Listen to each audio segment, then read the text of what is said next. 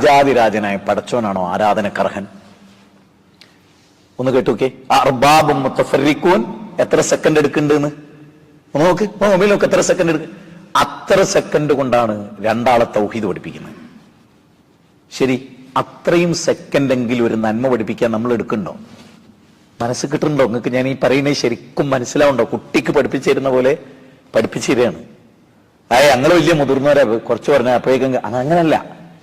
കാരണം നബി സല്ലല്ലാഹു അലൈഹി വസല്ലമക്ക് തന്നെ ഖുർആൻ കിട്ടുന്നത് 40-ാമത്തെ വയസ്സിലാണ്. ഖദീജ ബീവിക്ക് അന്ന് 55 വയസ്സാണ്. നബീന്റെ ജീവിതത്തിലേക്ക് സൗദാ ബീവി വരുമ്പോൾ 66 വയസ്സാണ്. അപ്പൊ ആ ഖുർആൻ കേട്ടത് തന്നെ 66-ാമത്തെ വയസ്സിൽ. ഇവിടെ പ്രായ വ്യത്യാസമൊന്നും ഇതിലില്ല. കുട്ടികളെ പഠിപ്പിക്കുന്ന പോലെ പഠിപ്പിക്കുന്നത് എന്തിനാണെന്നറിയോ? ഉറപ്പുള്ളതുകൊണ്ടാണത്. അത്രയും ക്ലാരിറ്റി വരുത്താൻ പറ്റുന്ന ഒരു മതത്തിലാണ് നമ്മളുള്ളത്. ഇനി ഞാൻ പറയുന്ന കുറച്ച് കാര്യമാണ് നിങ്ങളോട് ആത്മാർത്ഥമായിട്ട് സ്വന്തം ജീവിതത്തെ. ഇപ്പൊ ഉമർ ഇബ്നുൽ ഖത്താബ് റളിയല്ലാഹു അൻഹു പറയുന്ന ഒരു വാചകം പറഞ്ഞുതരാം. ഹാസിബു ഖബല അൻ തുഹാസബു.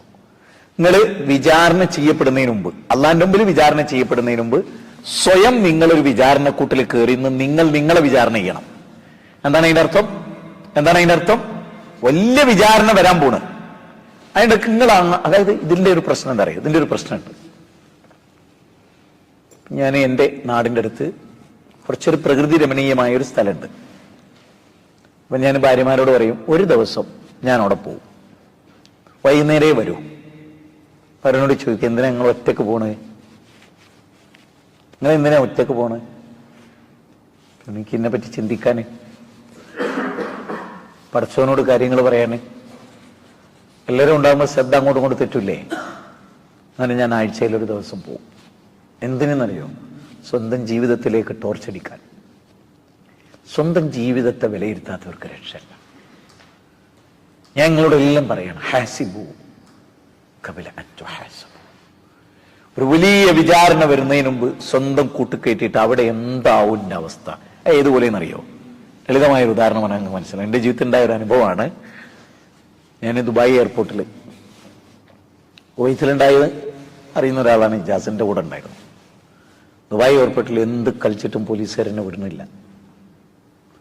എൻ്റെ ബാഗ് ഇങ്ങനെ ചെല്ലുക.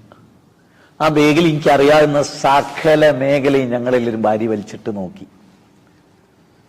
അപ്പൊ അവരെന്നൊരു വലിയ ഭീകരവാദിയായിട്ടാണ്. കാരണം എന്ത് വെച്ച് വെച്ചിട്ട് ഇത് കിക്കി നിലവിളിക്കൽ. അപ്പൊ ഞാൻ റബ്ബിനോട് റബ്ബേ, അറിഞ്ഞുകൊണ്ട് ജീവിതത്തിൽ ഒരു നിയമവും ലംഘിക്കാൻ ശ്രമിച്ചിട്ടില്ല. അറിഞ്ഞുകൊണ്ട്. പടച്ചോനെ, ഇതെന്തൊരു പരീക്ഷണാണ്. 10 റൗണ്ടാണ്.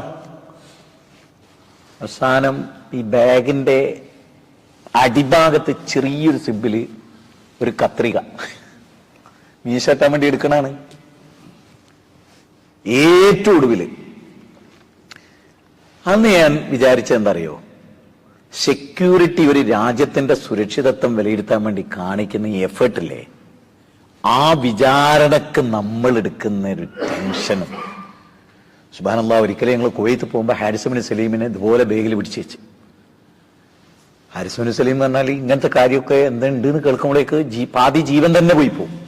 അങ്ങനത്തെ ഒരു മനുഷ്യനാണ്. ഞാൻ പറഞ്ഞു, നിങ്ങളല്ലേ, എനിക്കൊരു പേടിയില്ലായിരുന്നു. എന്നോട് ചാന്ത വിചാരി, നിങ്ങൾ ഈ അക്രമൊന്നും ചെയ്യില്ല, എനിക്കറിയാം. നിങ്ങൾ ചെയ്തെങ്കിൽ ചെയ്യാനും കഴിയില്ല. പരിശോധിച്ച് നോക്കുമ്പോൾ ഇതുപോലെ ഒരു കത്രിക. ഞാൻ പറയുന്നത് അവിടെ ഒന്നുകൂടെ ചിന്തിക്കണം. പടച്ചോൻ, റസൂൽ പറയാണ്, പടച്ചോൻ എങ്ങാനും ഇങ്ങനെ തലനാരിയ കീറി നിങ്ങളെ വിചാരണ ചെയ്യാൻ ശ്രമിച്ചാൽ പിന്നെ നിങ്ങളെ കാര്യം പോക്കാം.